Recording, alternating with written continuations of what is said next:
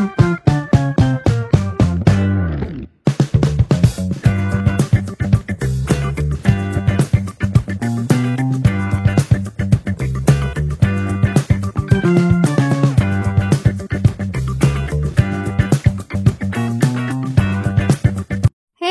this is Sneha and welcome back to my channel Nurses Note.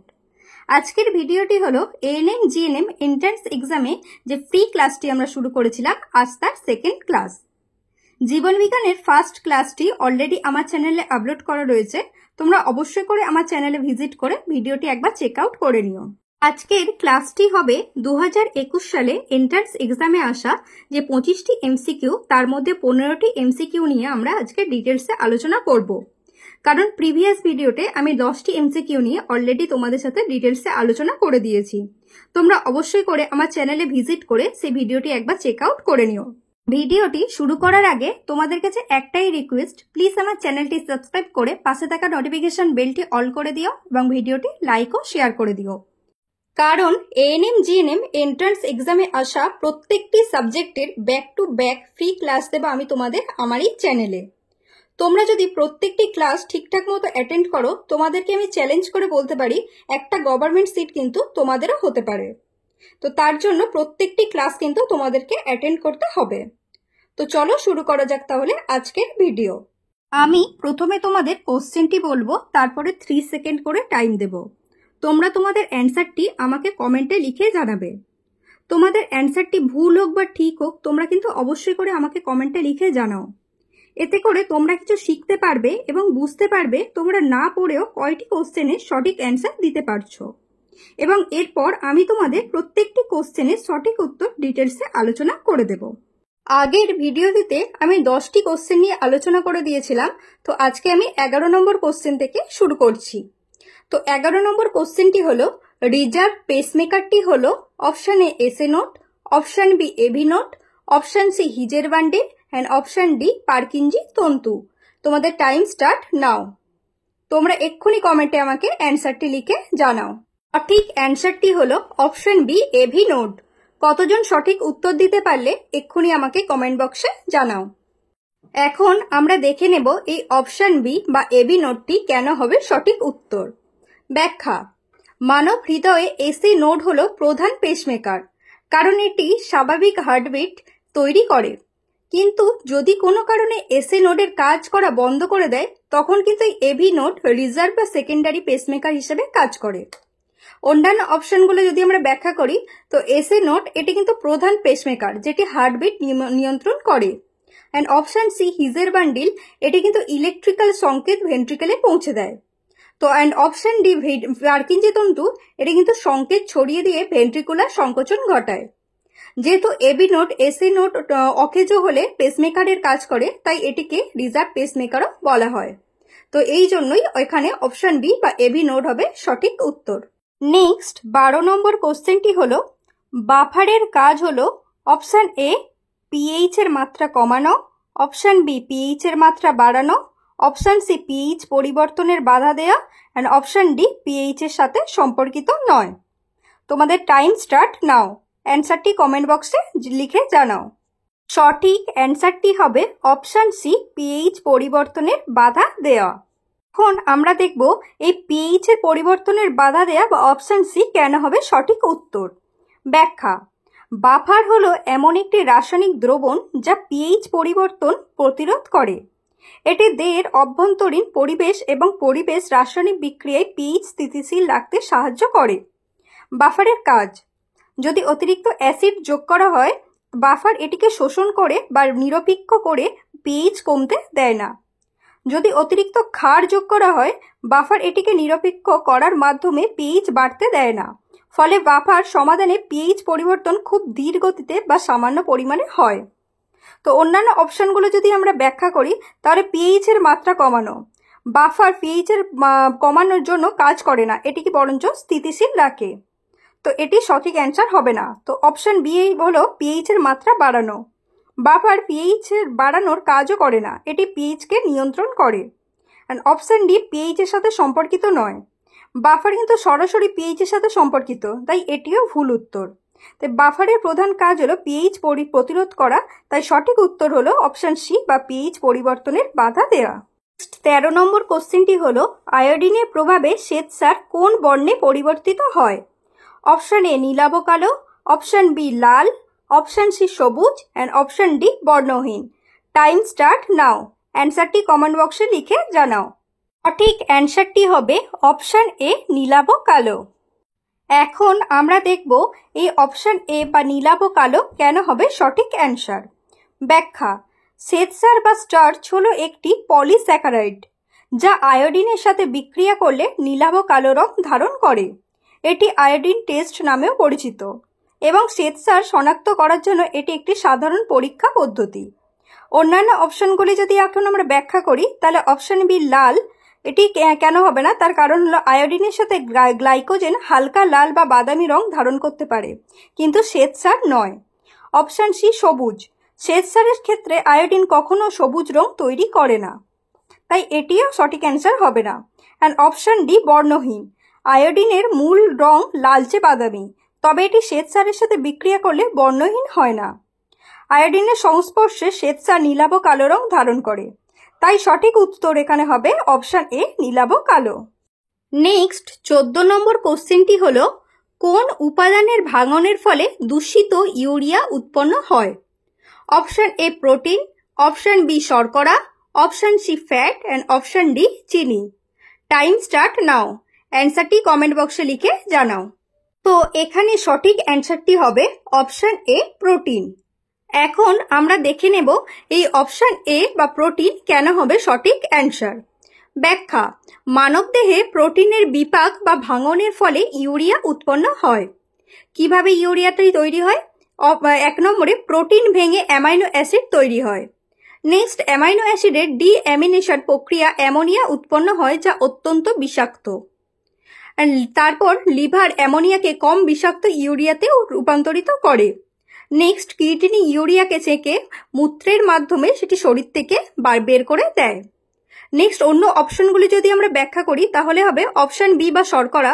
শর্করার বিপাকে প্রধানত glucose ও শক্তি উৎপন্ন হয়, ইউরিয়া কিন্তু নয়। অপশন সি ফ্যাট, ফ্যাট ভেঙে ফ্যাটি অ্যাসিড ও গ্লিসারল তৈরি হয় যা শক্তির উৎস হিসেবে ব্যবহৃত হয়। আর অপশন ডি চিনি, চিনি মূলত শর্করা যা বিপাকের মাধ্যমে শক্তিতে রূপান্তরিত হয়, কিন্তু ইউরিয়া তৈরি হয় না। তো তাহলে প্রোটিনের বিপাকের ফলে অ্যামোনিয়া উৎপন্ন হয় যা ইউরিয়াতে রূপান্তরিত হয়ে মূত্রের মাধ্যমে বেরিয়ে যায়, তাই সঠিক অ্যান্সার এখানে হবে অপশন এ বা প্রোটিন। নেক্সট 15 নম্বর কোশ্চেনটি হলো কোন জনন পদ্ধতিতে একটি স্বতন্ত্র জীব অন্য কারো সাহায্য ছাড়াই অপত্য জীব সৃষ্টি করতে পারে? অপশন এ অযৌন জনন, অপশন বি নিষেক, অপশন সি রেণু উৎপাদন অ্যান্ড অপশন ডি অঙ্গজ জনন। তোমাদের টাইম স্টার্ট নাও। অ্যান্সারটি কমেন্ট বক্সে লিখে জানাও। সঠিক অ্যান্সারটি হবে অপশন এ অযৌন জনন। কতজন সঠিক উত্তর দিতে পারলে কমেন্ট বক্সে লিখে জানাও। এখন আমরা দেখে নেব এই অপশন এ অযৌন জনন কেন হবে সঠিক অ্যান্সার। ব্যাখ্যা: অযৌন জনন এমন একটি প্রক্রিয়া যেখানে একটি জীব এককভাবে অন্য কোনো জীবের সাহায্য ছাড়াই তার অনুরূপ নতুন জীব সৃষ্টি করতে পারে। এই প্রক্রিয়ায় কোনো গ্যামেট সংযোজনের দরকার হয় না এবং নতুন জীবটি মূল জীবের হুবহু অনুরূপ হয়। অন্য বিকল্পগুলি যদি আমি ব্যাখ্যা করি তাহলে অপশন বি বা নিষেক, এটি একটি যৌন জননের একটি ধাপ যেখানে পুরুষ ও স্ত্রী গ্যামেট মিলিত হয়। অপশন সি রেণু উৎপাদন, এটি সাধারণত উদ্ভিদের ক্ষেত্রে ঘটে এবং পরাগায়নের জন্য প্রয়োজনীয়। অ্যান্ড অপশন ডি অঙ্গজ জনন, এটি উদ্ভিদের একটি অযৌন জনন পদ্ধতি, তবে এটি একটি নির্দিষ্ট ধরনের যেখানে গাছের অঙ্গ যেমন শিকড়, কাণ্ড বা পাতা থেকে নতুন উদ্ভিদ জন্মায়। তাই এখানে সঠিক উত্তর হবে অযৌন জনন বা অপশন এ। নেক্সট 16 নম্বর কোশ্চেনটি হলো AABB থেকে কত ধরনের গ্যামেট তৈরি হতে পারে? অপশন এ 1 ধরনের, অপশন বি 2 ধরনের, অপশন সি 3 ধরনের অ্যান্ড অপশন ডি 4 ধরনের। তোমাদের টাইম স্টার্ট নাও।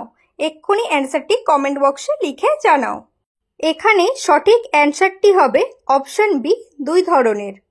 এখন আমরা এই সঠিক অ্যান্সারটি ব্যাখ্যা করব। গ্যামেট তৈরি হওয়ার সময় মেন্ডেলের স্বাধীন সংকল্পনা সূত্র বা ল অফ ইন্ডিপেন্ডেন্ট অ্যাসর্টমেন্ট অনুসারে প্রতিটি জিনের অ্যালেল পৃথকভাবে বণ্টিত হয়।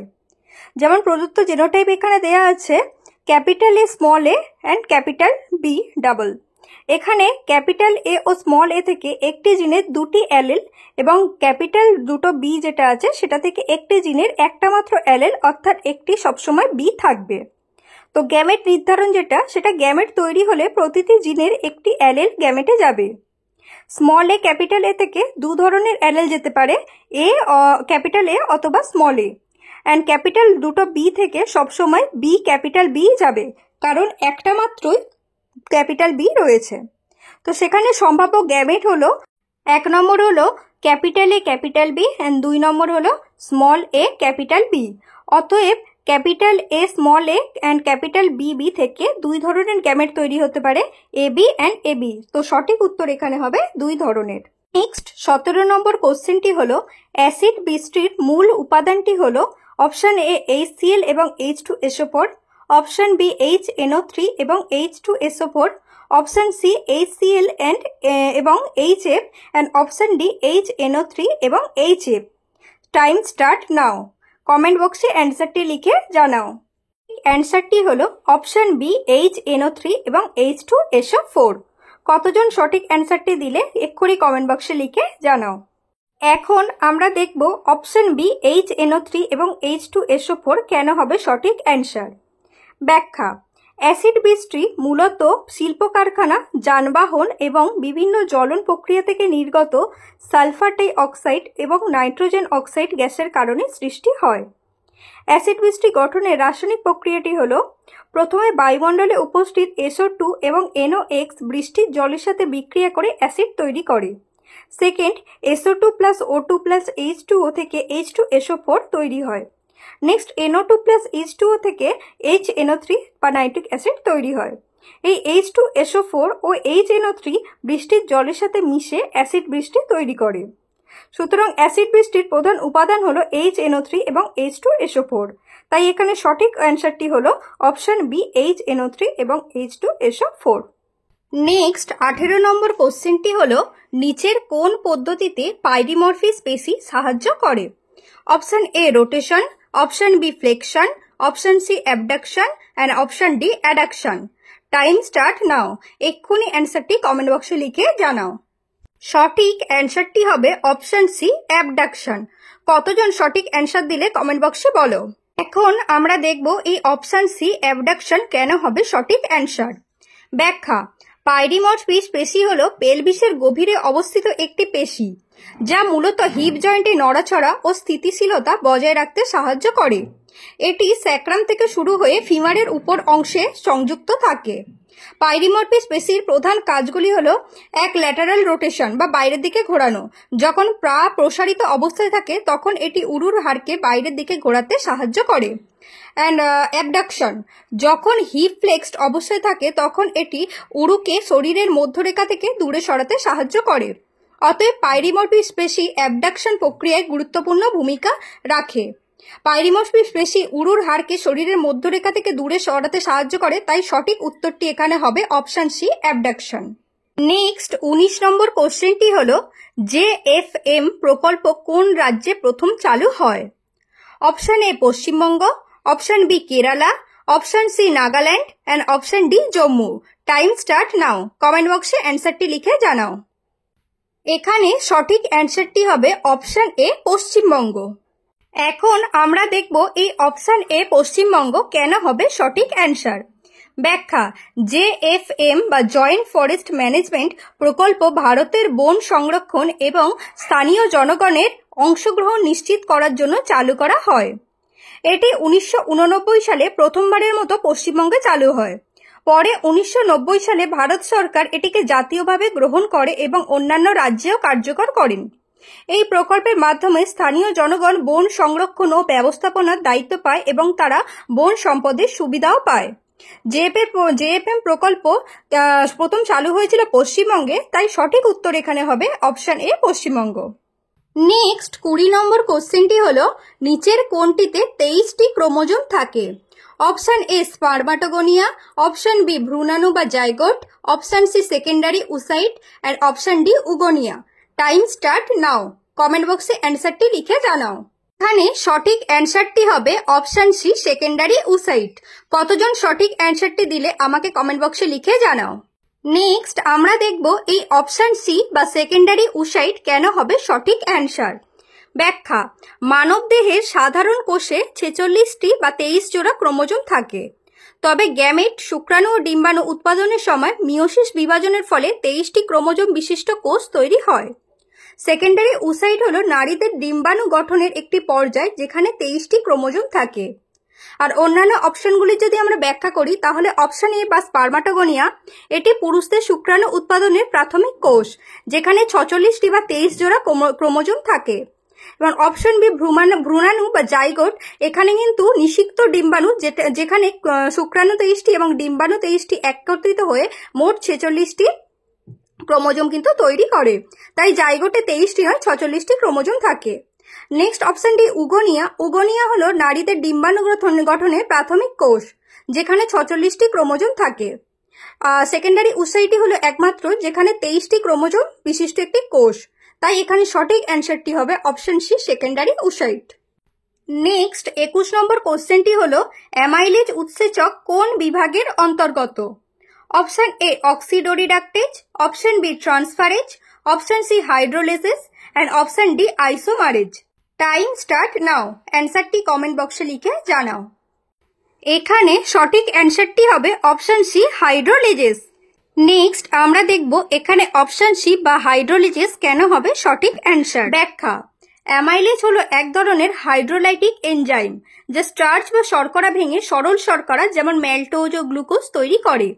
এটি হাইড্রোলিসিস শ্রেণীর অন্তর্গত কারণ এটি জলীয় বিক্রিয়ার মাধ্যমে স্টার্চকে ভেঙে সহজ শর্করায় রূপান্তরিত করে।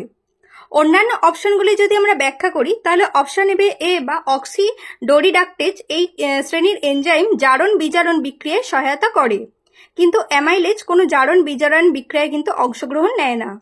নেক্সট অপশন বি বা ট্রান্সফারেজ, এটি একটি এনজাইম একটি অণু থেকে অন্য অণুতে কোনো কার্যকরী গোষ্ঠী স্থানান্তরিত করে, কিন্তু অ্যামাইলেজ কোনো স্থানান্তর বিক্রিয়া করে না।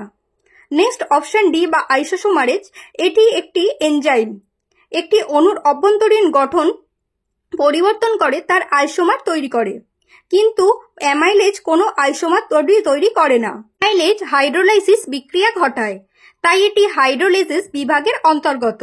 তাই এখানে অপশন সি বা হাইড্রোলাইসিস হবে সঠিক অ্যান্সার। নেক্সট 22 নম্বর কোশ্চেনটি হলো মাছের বায়ুথলি বা পটকা সম্পর্কে নিম্নলিখিত কোনটি যথাযথ। অপশন এ সমসংস্থ অঙ্গ, অপশন বি সমবৃত্তীয় অঙ্গ, অপশন সি নিষ্ক্রিয় অঙ্গ অ্যান্ড অপশন ডি উৎস্থৈতিক অঙ্গ। Time start now. কমেন্ট বক্সে অ্যান্সারটি লিখে জানাও। সঠিক অ্যান্সারটি এখানে হবে অপশন ডি বা উৎস্থৈতিক অঙ্গ। কতজন সঠিক অ্যান্সার দিতে পারলে কমেন্ট বক্সে লিখে জানাও। নেক্সট আমরা দেখব এই অপশন ডি বা উৎস্থৈতিক অঙ্গ কেন হবে সঠিক অ্যান্সার। ব্যাখ্যা, মাছের বায়ুথলি বা পটকা হলো একটি উৎস্থৈতিক অঙ্গ যা মাছের ভাসমান ক্ষমতা নিয়ন্ত্রণ করতে সাহায্য করে। এটি মাছের দেহে গ্যাসের পরিমাণ পরিবর্তন করে, ফলে মাছ উপরের স্তরে উঠতে বা নিচের স্তরে নামতে পারে। অন্যান্য অপশনগুলি যদি আমরা বিশ্লেষণ করি তাহলে দেখতে পাবো অপশন এ বা সমসংস্থ অঙ্গ হলো এমন একটি অঙ্গ যেগুলো গঠনগতভাবে একই উৎস থেকে এসেছে কিন্তু বিভিন্ন কাজ করে। উদাহরণ মানুষের হাত ও তিমির পাখনা।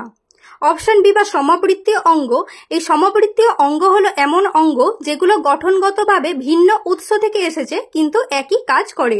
উদাহরণ পাখির পাখা এবং পতঙ্গের পাখা। অপশন সি বা নিষ্ক্রিয় অঙ্গ হলো এমন অঙ্গ যা বিবর্তনের ফলে অকেজ হয়ে গেছে বা কম কার্যকর। উদাহরণ মানুষের অ্যাপেন্ডিক্স। বায়ুথলি মাছের ভাসমান ক্ষমতা নিয়ন্ত্রণ করে, তাই এটি উৎস্থৈতিক অঙ্গ। তাই এখানে সঠিক অ্যান্সারটি হবে অপশন ডি উৎস্থৈতিক অঙ্গ। নেক্সট 23 নম্বর কোশ্চেনটি হলো অ্যান্টি কিটোজেনিক হরমোনটি হলো option A adrenaline, option B non adrenaline, option C insulin and option D glucagon. Time start now. Comment বক্সে অ্যান্সারটি লিখে জানাও। সঠিক অ্যান্সারটি এখানে হবে অপশন সি, ইনসুলিন। এখন আমরা দেখব এই অপশন সি বা ইনসুলিন কেন হবে সঠিক অ্যান্সার। ব্যাখ্যা: অ্যান্টি কিটোজেনিক হরমোন বলতে সেই হরমোন বোঝায় যা কিটোন বডি উৎপাদন প্রতিরোধ করে। ইনসুলিনই হলো একমাত্র অ্যান্টি কিটোজেনিক হরমোন যা যকৃতে ফ্যাটি অ্যাসিড ভাঙা কমিয়ে কিটোন বডি উৎপাদন প্রতিরোধ করে। অন্যান্য অপশনগুলি যদি আমরা বিশ্লেষণ করি তাহলে অ্যাড্রিনালিন, এই অ্যাড্রিনালিন হলো গ্লাইকোজেন ভেঙে গ্লুকোজ উৎপাদন বাড়ায় এবং রক্তে গ্লুকোজের মাত্রা বৃদ্ধি করে। এটি কিটোনবাদী উৎপাদন বাড়াতে পারে, তাই এটি অ্যান্টিকিটোজেনিক নয়। অপশন বি, নন অ্যাড্রিনালিন, এটি স্নায়ুতন্ত্রের উদ্দীপনা বাড়ায় এবং রক্তচাপ নিয়ন্ত্রণ করে। এটি কিটোনবাদী উৎপাদনের সাথে সরাসরি সম্পর্কিত নয়। অপশন ডি বা গ্লুকাগন, গ্লুকাগন হলো ইনসুলিনের বিপরীত কাজ করে। এটি যকৃতে গ্লাইকোজেন ভেঙে গ্লুকোজ উৎপাদন বাড়ায়। এটি কিটোনবাদী উৎপাদনে উৎসাহিত করতে পারে, তাই এটি অ্যান্টিকিটোজেনিক নয়। একমাত্র ইনসুলিন যা কিটোন বডির উৎপাদন প্রতিরোধ করে, তাই এটি একমাত্র অ্যান্টিকিটোজেনিক হরমোন। তাই এখানে সঠিক অ্যান্সারটি হবে অপশন সি, ইনসুলিন। নেক্সট 24 নম্বর কোশ্চেনটি হলো নিচের কোনটি পতঙ্গ পরাগী ফুল? অপশন এ ধান, অপশন বি আম, option C hydrilla and option D begonia. Time start now. Comment বক্সে অ্যান্সারটি লিখে জানাও। এখানে সঠিক অ্যান্সারটি হবে অপশন ডি বিগোনিয়া। এখন আমরা দেখে নেব এই অপশন ডি বা বিগোনিয়া কেন হবে সঠিক অ্যান্সার। ব্যাখ্যা: পতঙ্গ পরাগী ফুল হলো সেই ফুল যেগুলোর পরাগায়ন পতঙ্গের মাধ্যমে ঘটে। বিগোনিয়া ফুলের উজ্জ্বল রং ও মিষ্টি গন্ধ থাকে, যা পতঙ্গ আকর্ষণ করে। এর পরাগরেণু আঠালো ও ভারী, তাই বাতাসে উড়ে যেতে পারে না, বরং পতঙ্গের শরীরে লেগে এক ফুল থেকে আরেক ফুলে স্থানান্তরিত হয়। এই কারণে এটি একটি সম্পূর্ণ পতঙ্গ পরাগী ফুল। অন্যান্য অপশনগুলি যদি আমরা ব্যাখ্যা করি তাহলে অপশন এ বা ধান, এটি একটি বাতাস পরাগী উদ্ভিদ যার পরাগরেণু বাতাসের মাধ্যমে ছড়িয়ে পড়ে। অ্যান্ড অপশন বি বা আম, আমের পরাগায়ন আংশিকভাবে কিন্তু পতঙ্গ ও বাতাসের মাধ্যমে হয়ে থাকে, তবে এটি সম্পূর্ণরূপে পতঙ্গ পরাগী নয়। অ্যান্ড অপশন সি বা হাইড্রিলা, হাইড্রিলা একটি জলজ উদ্ভিদ যার পরাগায়ন জল দ্বারা সম্পন্ন হয়। এটি পতঙ্গ পরাগী নয়। একমাত্র বিগোনিয়া একটি পতঙ্গ পরাগী ফুল, কারণ এর পরাগায়ন প্রধানত পতঙ্গের মাধ্যমে হয়ে থাকে। তাই এখানে সঠিক অ্যান্সারটি হবে অপশন ডি বা বিগোনিয়া। লাস্ট 25 নম্বর কোশ্চেনটি হলো প্রথম বিন কোন নামে পরিচিত? Option A factor 1, option B factor 2, option C factor 3 and option D factor 4।